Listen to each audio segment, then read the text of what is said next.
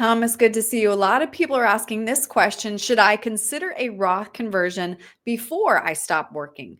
Roth conversions can be one of the best strategies to create tax-free income in retirement. And those accounts can grow tax-free indefinitely because they don't have required minimum distributions. So what are the key benefits of doing a Roth conversion while you're working versus when you're retired?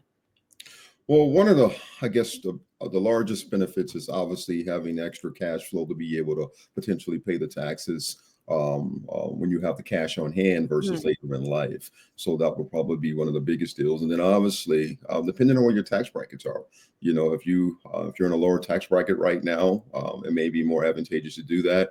And then especially because right now the tax environment, we're in one of the lowest tax environments in the history of our nation. So it may be more beneficial for you to do that right now.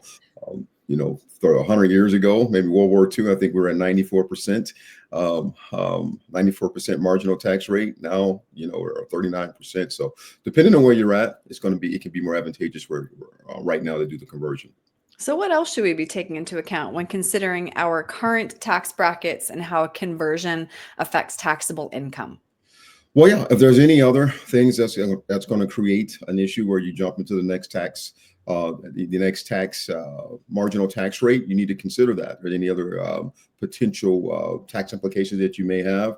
And then obviously, maybe thinking about taking that conversion over time. You don't have to do it all in 1 year. Right. You can do it over the next few years to stay within a certain tax bracket that you can afford from a tax liability standpoint. Are there any other penalties or limitations when converting those tax deferred accounts to tax-free before retiring? Yeah, so there's no penalties to do a Roth conversion. Typically, when you pull money out of an IRA, it's a 10% penalty, but this is one of those situations where that doesn't come into play. So there's really no penalty. The only issue is that's going to throw you into a higher tax bracket, which will create a higher tax implication overall for your financial state. What strategies then can I use to minimize taxes when converting? Should those conversions be timed with other deductions? Absolutely. And like I said before, take into account what other type of tax implications you may have from your other financial standpoint, and then making sure that you take those conversions over time, because I think that can be a great strategy as well to lower your tax rate. Well, a lot to consider here, but the point is to crunch the numbers now while we are living in this historically low tax rate. So Thomas, if somebody would like to do that with you, how can they get a hold of you?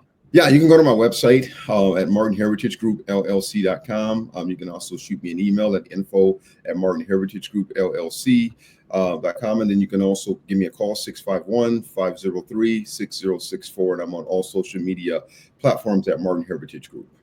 Great. Thomas, thank you. Thank you.